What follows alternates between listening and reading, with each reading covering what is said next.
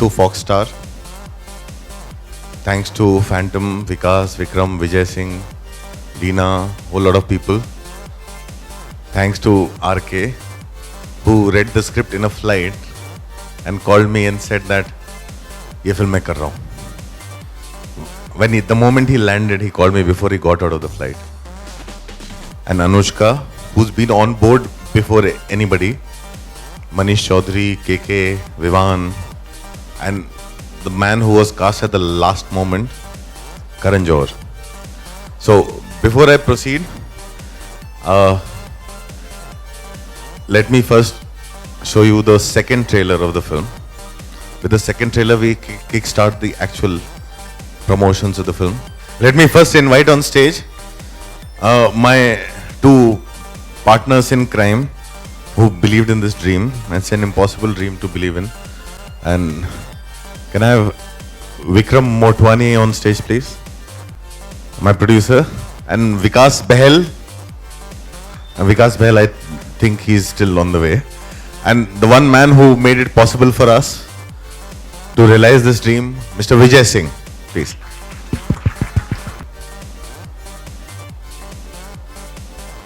And now I think it's the time to invite the cast of the film. So let me first introduce the heartthrob of the country, the heartthrob of Bandra, the sexiest man in Bandra, Karan Johar.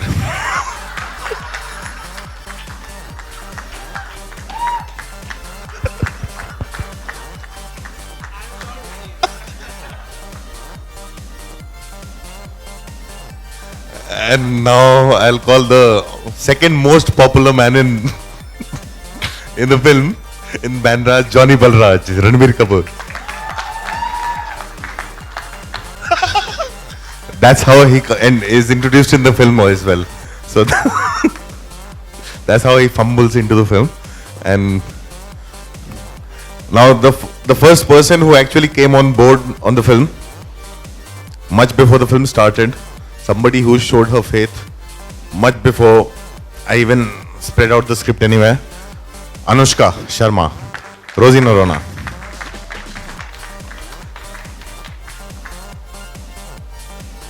हमारे बाकी actors अभी आ रहे हैं. Satdeep Mishra, KK Menon, Manish Chaudhary, they're all on the way. There's also another actor who plays Karan Johar's henchman and is also a writer of the film, Vasan Bala. He's standing right there. Can you please stand up?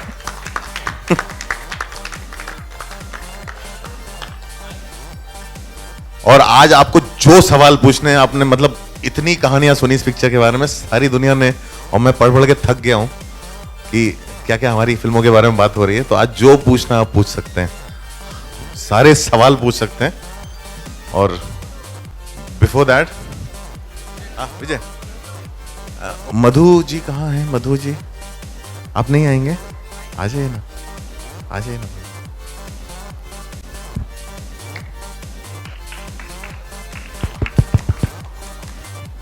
मधु का एक rule है, वो कभी film में अपना नाम as a producer डालते नहीं है, लेकिन हमारे पीछे खड़े रहते हैं हमेशा.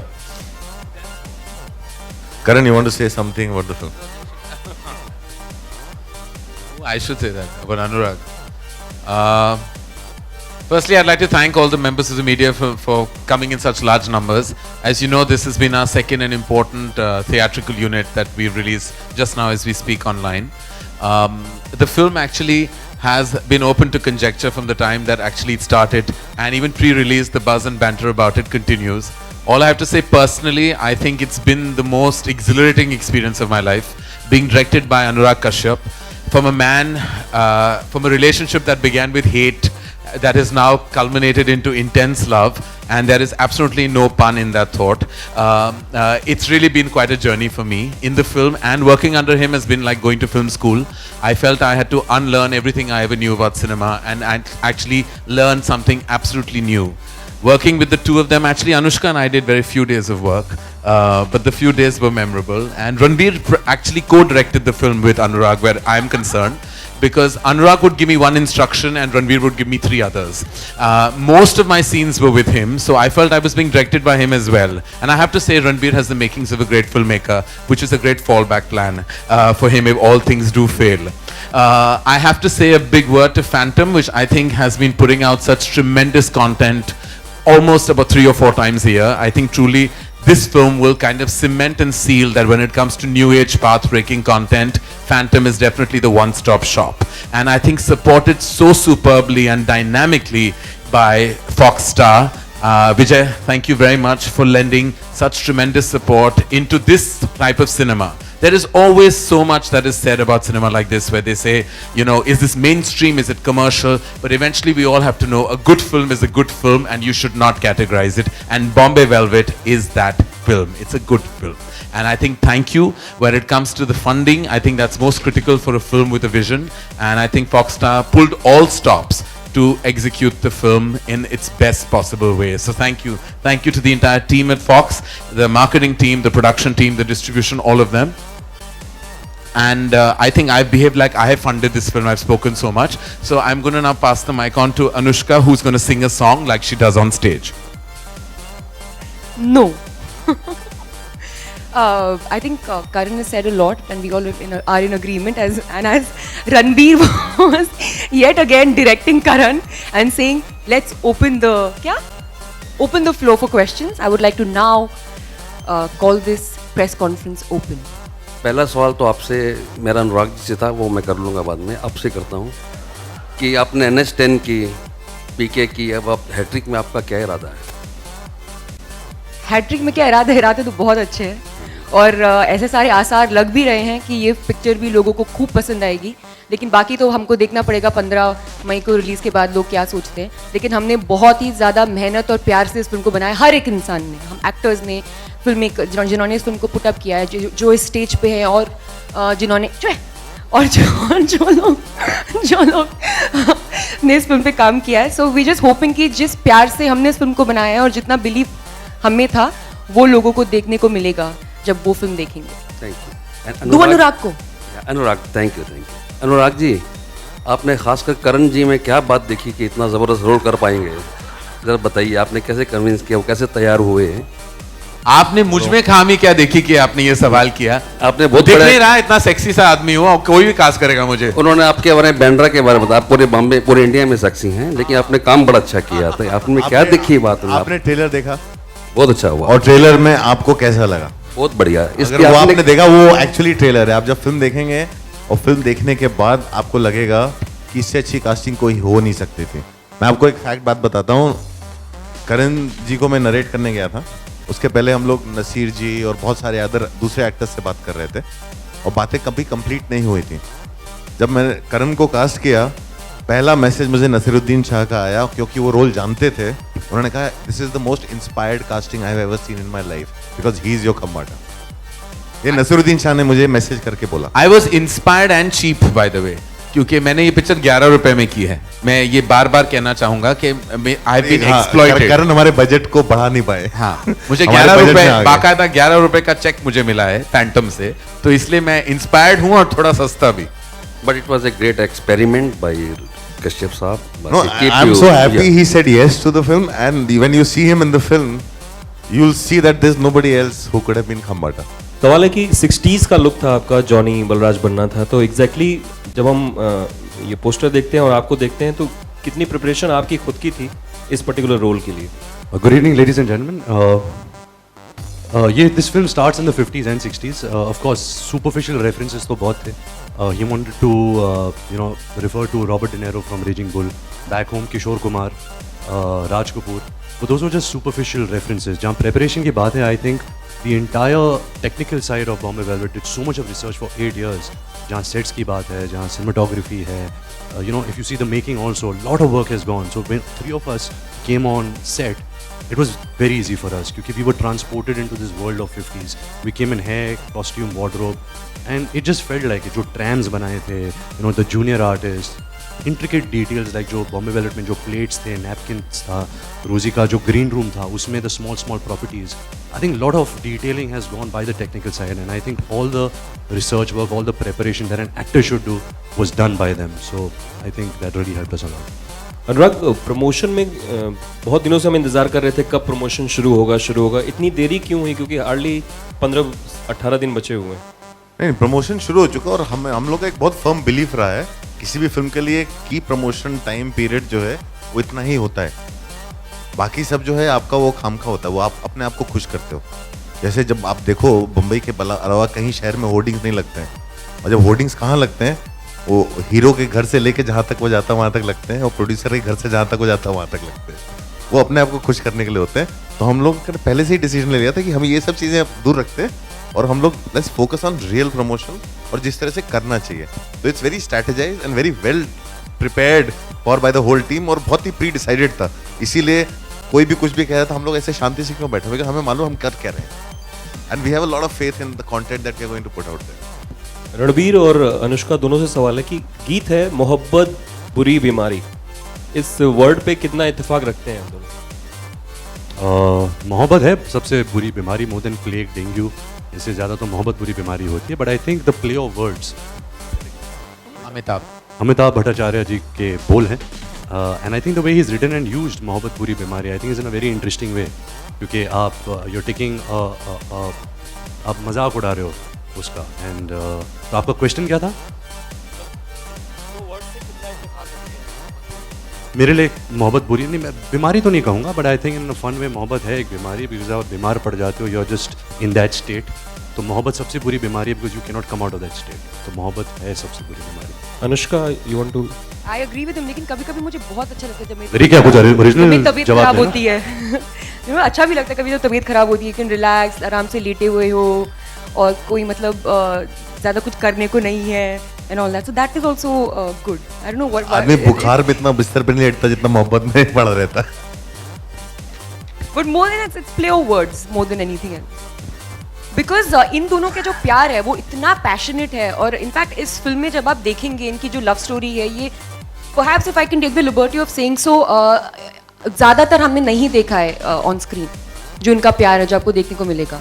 लेकिन वही प्यार फिर इनकी वीकनेस भी बन जाती है, because there is no need that they have from one another, it's unconditional love.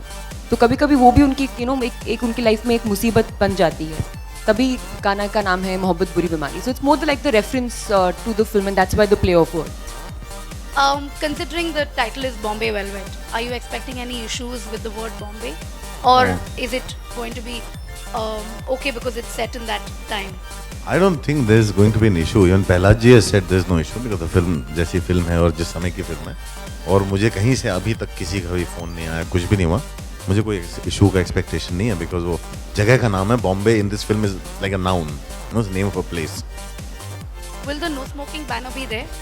Will the no smoking disclaimer still be there in the film? जब तक वो लॉ है तो लॉ को तो फॉलो करना ही पड़ेगा।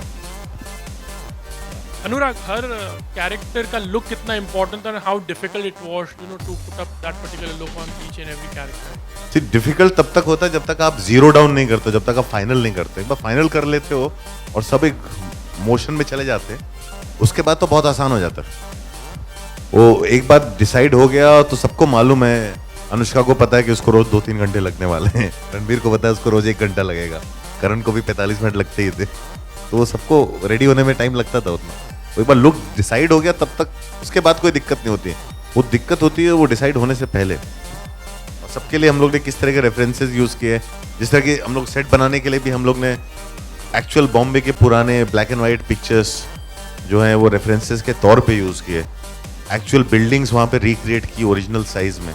वो बस ये कि हमने बिल्डिंग्स के ऑर्डर चेंज कर दिए थोड़े बहुत, बिकॉज वो पूरा बॉम्बे ही नहीं बना सकते थे। किस चीज़ के लिए दिक्कत आई होगी? एक्चुअली डेफिनेटली पीरियड फिल्म है तो एक्चुअली कोई दिक्कत नहीं आई, मतलब जनरली आप देखते हैं जब बड़े बजट की फिल्म बनती है वो जाती है 150-200 दिन में। हमें ये फिल्म जो है अपने टाइट कंट्रोल बजट में खत्म करने के लिए और अच्छे से करने के लिए 75 दिन शूट करनी थी। हम लोग बहुत लंबा लंबा शूट करते थे, और the kind of cooperation I got from everyone, we have managed to finish the film in 75 days. तो वो था, वो दिक्कत हमारी प्रोडक्शन, हमारी असिस्टेंट टीम के लिए थी। अनुराग, हर क्राइम करने के पीछे एक मोटिव होता है, वैसे ही हर कहानी कहने के पीछे भी एक मकसद होता है, इरादा होता है। और आप चूँकि मतलब नॉन मराठी हैं या नॉन मुंबईट हैं, तो इस फिल्म में बॉम्बे को मतलब 60s के बॉम्बे को दिखाने के लिए किस किस्म की रिसर्च की, और इस फिल्म से आप क्या कहना चाहते हैं? रिसर्च हमारी मैं तो कहना सिर्फ कहानी चाहता हूँ।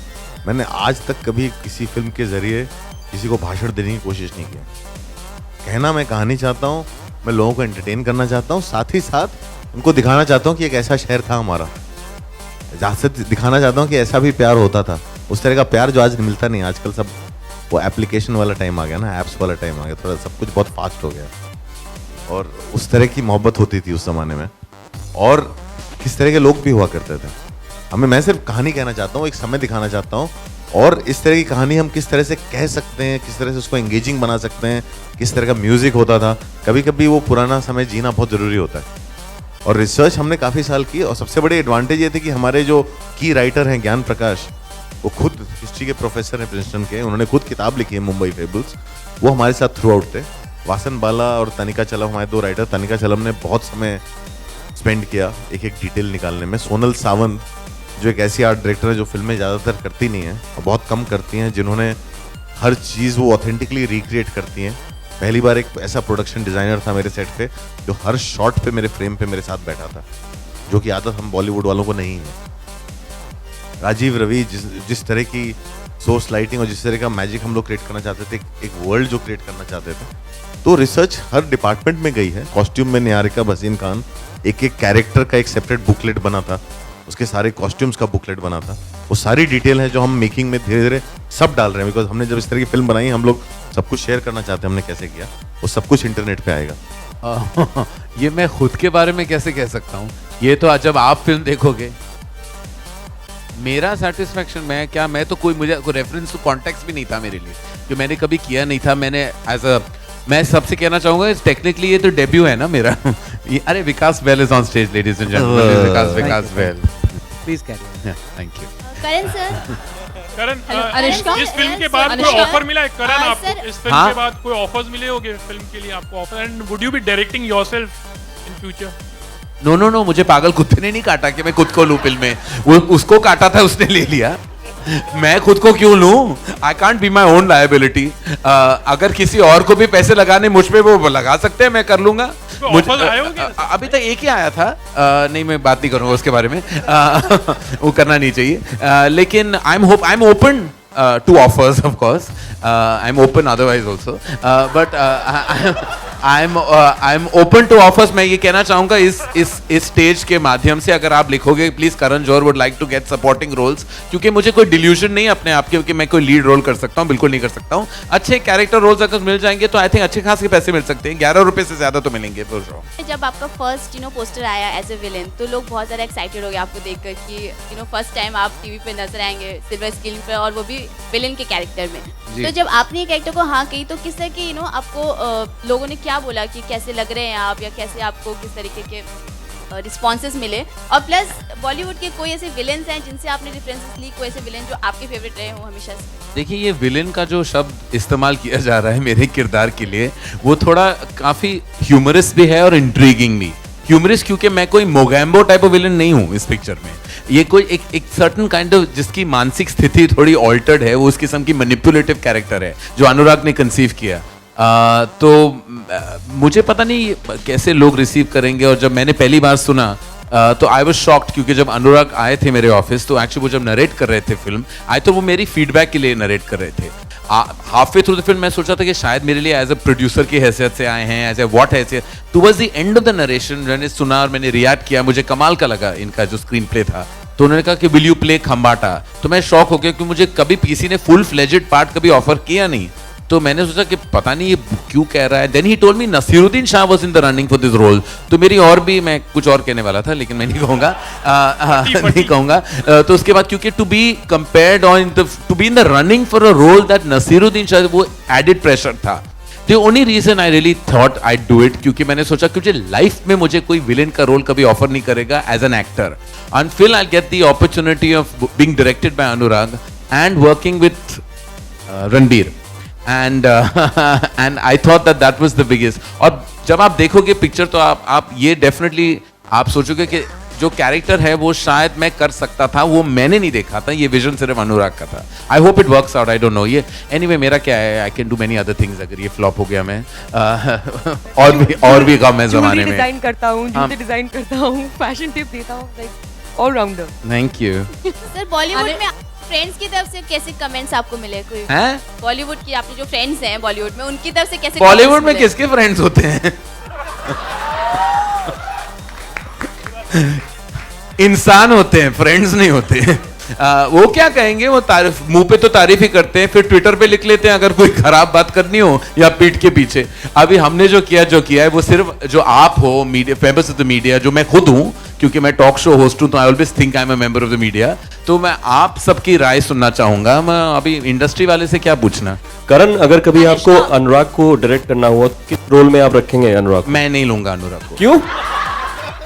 नहीं, मैं गुड लुकिंग एक्टर्स को लेता हूँ। मैं अनुराग को क्या लेके क्या कर लूंगा? पिक्चर नहीं बनाते। मैं पागल हूँ।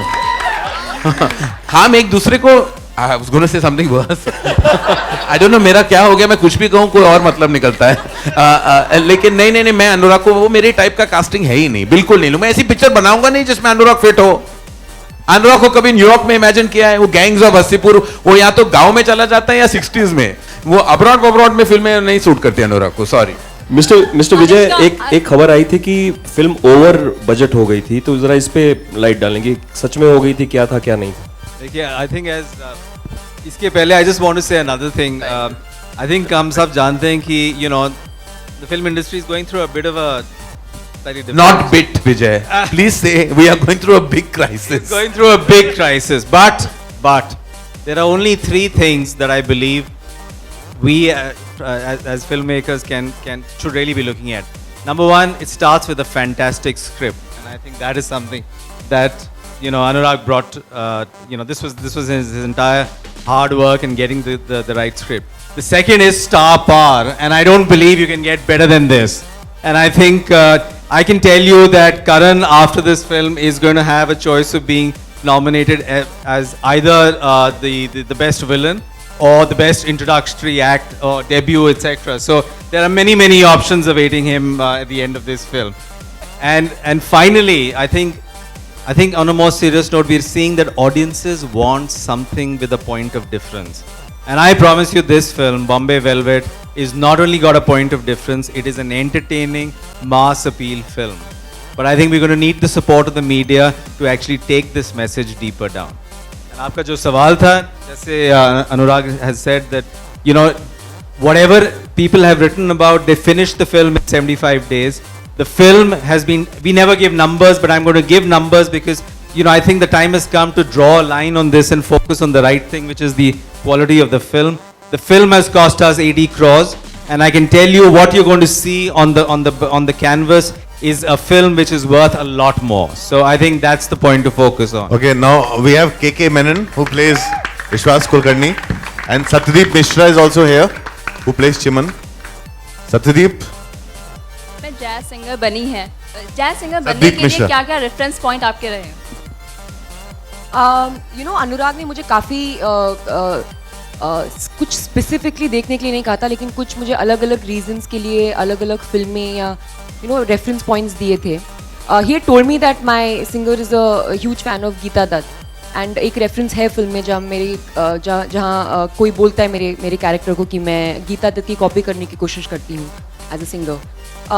But having said that, before we started shooting for the film, मैंने एशली लोबो जो हमारी फिल्म के कोरियोग्राफर हैं, उनके साथ मैंने बहुत ही एक लंबी ट्रेनिंग करी है to be able to look like a convincing singer, because एक हम लोगों को एज एन एक्टर आदत हो जाती है to mime, like when we are singing, हम थोड़ा वो वाली सिंगिंग अलग होती है। When you actually sing, which you also saw with Ranbir and Rockstar, he looked like he was actually singing, that was Mohit Chauhan की आवाज़ और इनकी आवाज़, मतलब लग रहा था एक ही इंसान है।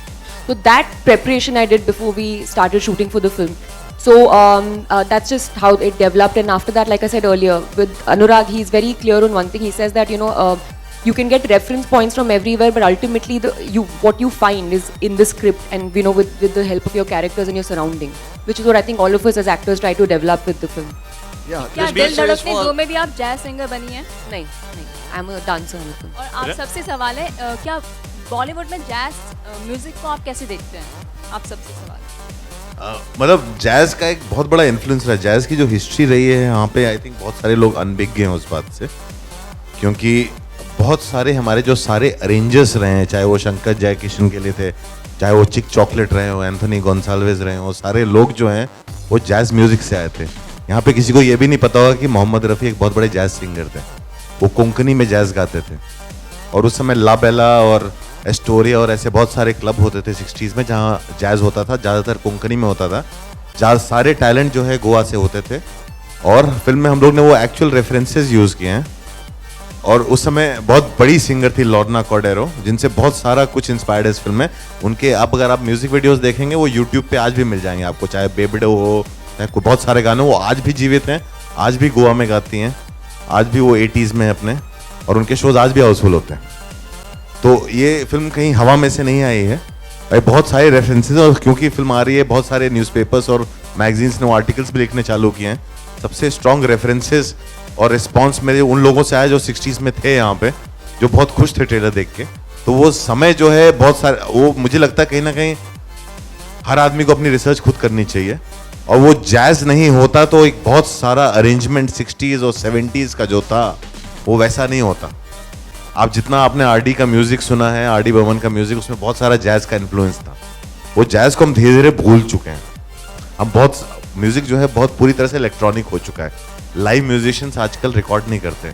इस फिल्म के लिए हम लोग ने फाइनली जाके प्राग में लाइव म्यूजिशियंस ढूंढे और प्राग में जाके सारा म्यूजिक लाइव म्यूजिशियंस के साथ रिकॉर्ड हुआ है। इस फिल्म में जो भी म्यूजिक रिकॉर्ड हुआ है सब लाइव म्यूजिशियंस के साथ रिकॉर्ड हुआ है। और उस तरह का जो जैज़ है वो है, एग्जिस्ट करता है। अगर आप जाएंगे आपको HMV की लाइब्रेरी में मिलेगा। अभी हाल में एक बहुत ही बेहतरीन कोंकणी फिल्म भी आई थी based on the life of Lorna Cordeiro, जो कि जैज़ के ऊपर थी। Please keep quiet. मैं बता रहा हूँ jazz. Ranbir, I am begging you. Ranbir, मेरी ये दरखास्त है कि कोई अनुराग से अब सवाल नहीं करेगा। Ranbir, you have had the fortune of working with the best of the directors. This time on, how was it working with Anurag Kashyap and working with Karan Johar as a co-actor? I think Anurag is also one of the best directors we worked with. And it was a wonderful experience. I think we all known कि फिल्में हम सब ने देखी है, बहुत पसंद भी करी हैं। ये उनका एक बहुत ही, जिसे बोलते हैं, बहुत डियर प्रोजेक्ट है, बहुत सालों से वो बनाना चाह रहे हैं। I think for me, and I can say that for Ranveer also, I we very happy that we could be part of this vision of his. और करण के साथ भी बहुत मज़ा आया।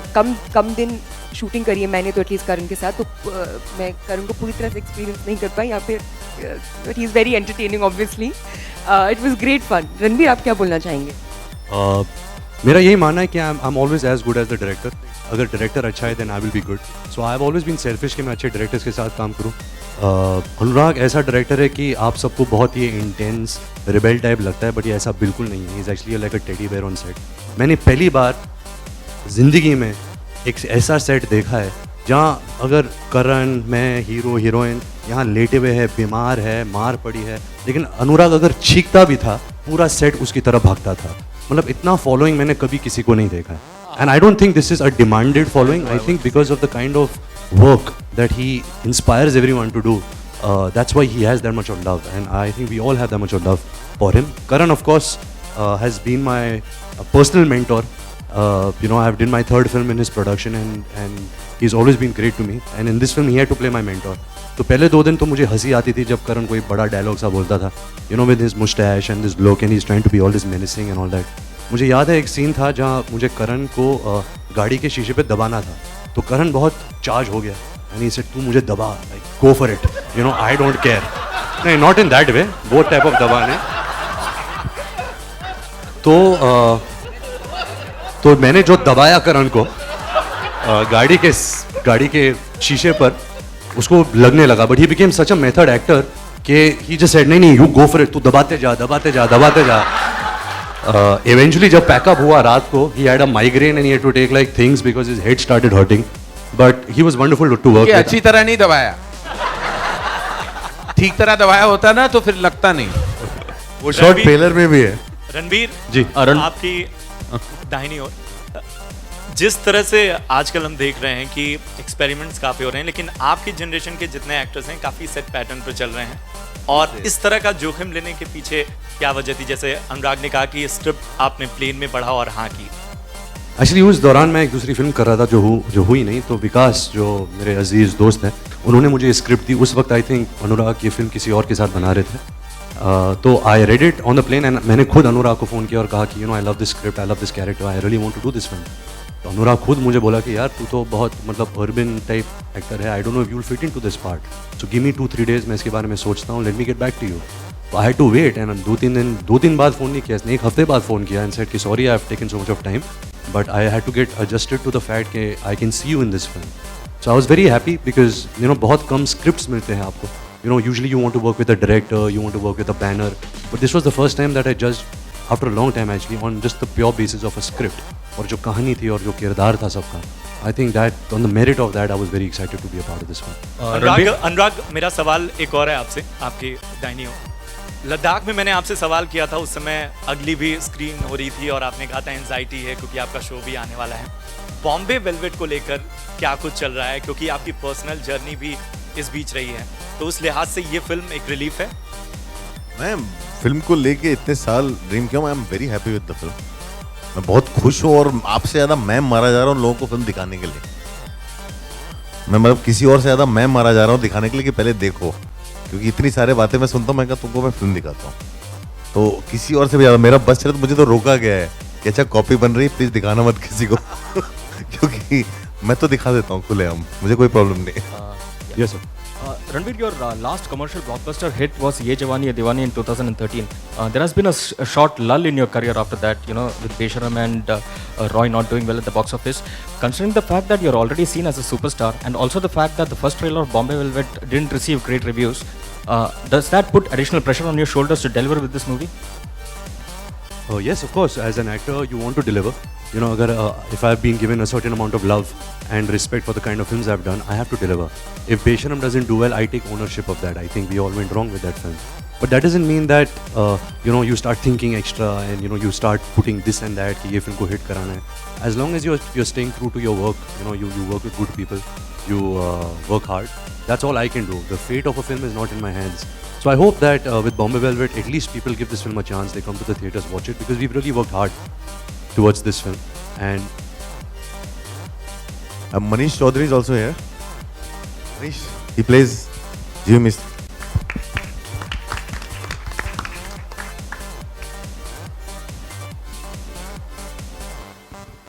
He was my boss in Rocket Singh also.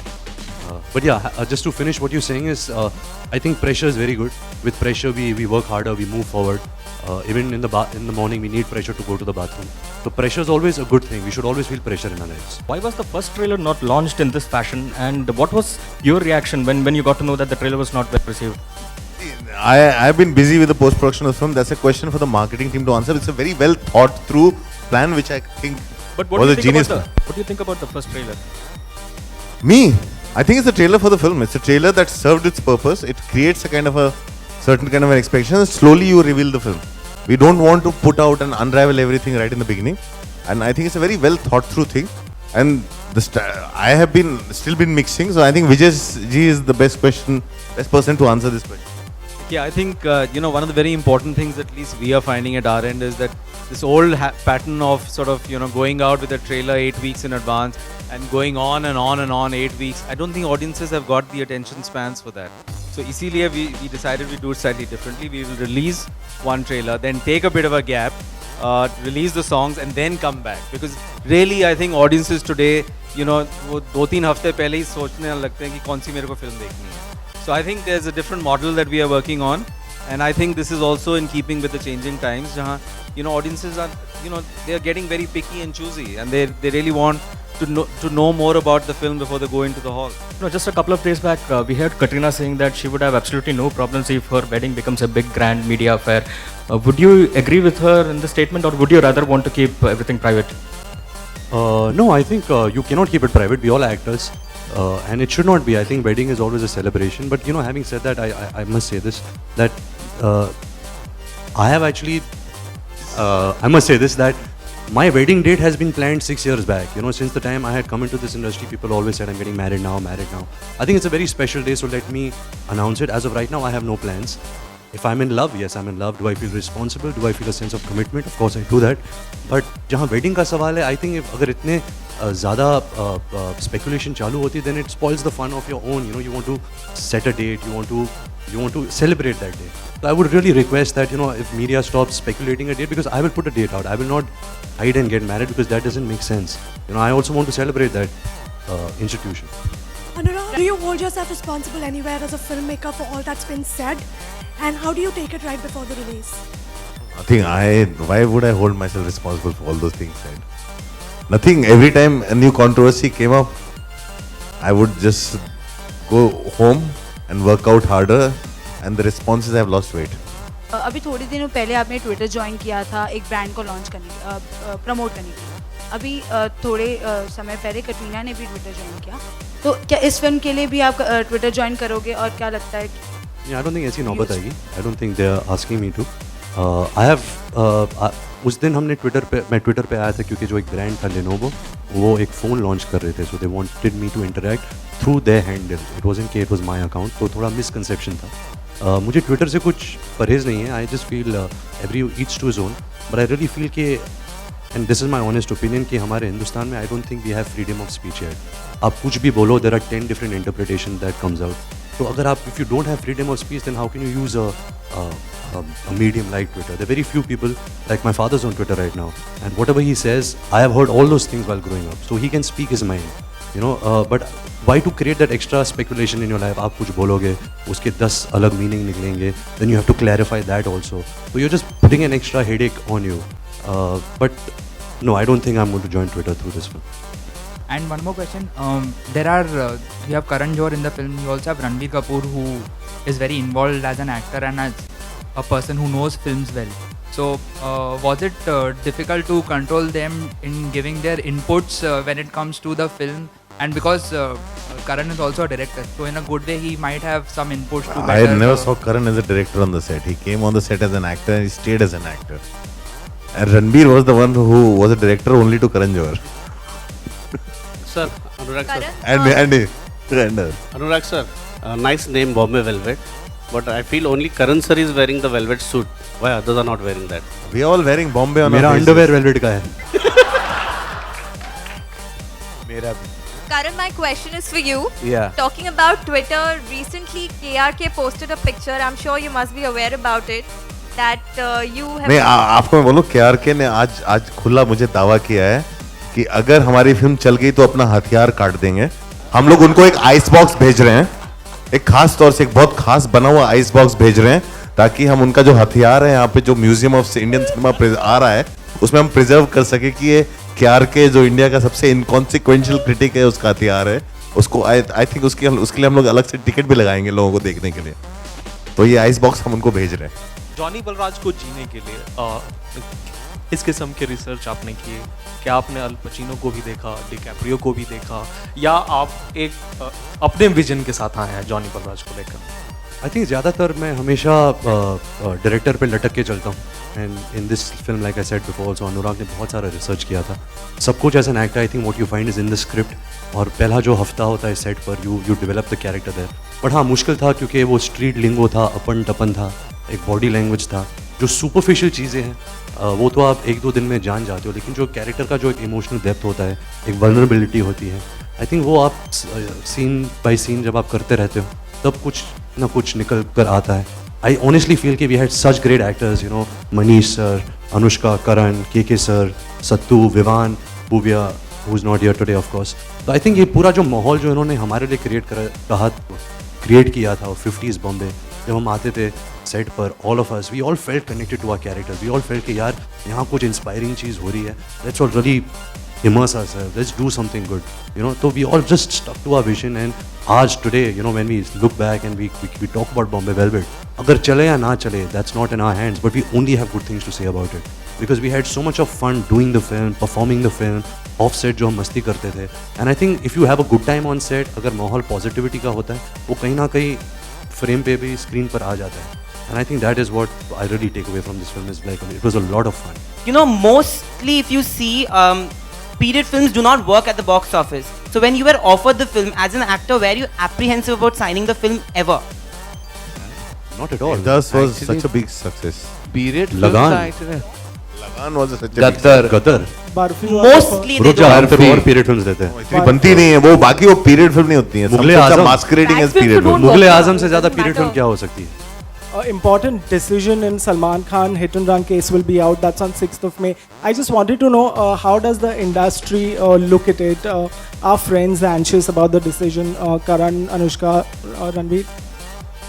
You know, I think a matter like that is legal. So for us to give our perspective is not entirely the right thing, and this is certainly not the platform like this. All of us, we're a fraternity. I've never said we're not an industry. So all of us are deeply connected to Salman, and we stand by him, we support him, and we wish him all the best. All our thoughts are always with him. But to give a comment on the situation is not something that I think any of us should do, and especially not on this platform. But when it comes to love and support, we have that in abundance for Salman. Trailer में 2-3 चेहरे negatives देखे रणबीर जी का और करण जी का, तो main खतरनाक चेहरा आपके बाजू में बैठे हैं के साहब, इनके रोल के बारे में कुछ बताइए हमें। के एक्चुअली इस फिल्म में पॉजिटिव है, ग्रेट एक्टर हैं वो, जबरदस्त विलेन हैं। सबसे पहले इन्होंने आपको विकास कहा, खामोश बैठे हैं, उनके बारे में बताइए। आप विकास हो अनुराग सर, he's called you विकास। मैं विकास हूँ, वो ठीक है, वो क्वीन के बाद से सब मुझे विकास ही बोलते हैं। अनुराग का विकास हो रहा है। सर जब बर्फी हिट होती है मुझे लोग बासु बुलाते हैं, जब रावण आती है लोग मुझे अनुभव सिन्हा बुलाते हैं, जब दबंग आती है लोग मुझे अभिनव बुलाते हैं, और क्वीन के बाद विकास बुलाते हैं। मैं बहुत खुश हूँ क्योंकि मैं सिर्फ हिट फिल्म में बनाता हूँ। एनीवे, तो सबसे पॉजिटिव कैरेक्टर इनका फिल्म में, and is actually based on the first crime branch officer जो कुलकर्णी साहब थे, उनके ऊपर इनका कैरेक्टर बेस्ड है, और जो इन्होंने बहुत सारे बड़े बड़े केस सॉल्व किए थे, तो उसके बारे में के साहब खुद कहेंगे। सब कुछ तो कह दिया इसने। यार बहुत मज़ा आया फिल्म करते हुए, इसके अलावा कोई फ़लसफ़ा नहीं है मेरे पास। This was a wonderful experience working in this film. एक तो एटमॉस्फेयर ऐसा था कि वाकई में 60s में चले गए थे हम लोग, और हैट पहनना बड़ा मज़ा आता है, बहुत वो कभी लाइफ में पहना नहीं था फिल्म में। बाकी एक्टिंग होती रही बस। When it comes to playing a character from the 60s, you have a lot of examples in your family to follow. So did you go through any old films or footage of your family, and has any member from your family seen the trailer, the songs, and what kind of feedback did you get from them? बहुत सारे सवाल है, but to be honest, of course, I've seen all the films of my family members, and we all have, and we somewhere all are an offshoot of that kind of cinema. We are what we are because of those films. But नहीं, this film में ऐसा कोई references वहाँ के नहीं थे. It's probably the look, you know, and we see from pictures and stuff like that, like I mentioned earlier. But I think Anurag Kashyap is the biggest reference for everything concerned with Bombay Velvet. Whatever we say, whatever we do, he is the true hero of Bombay Velvet, and there can't be a bigger reference than him. That'll be. Thank you so much. Thank you. Thank you so much. Thank you, everybody.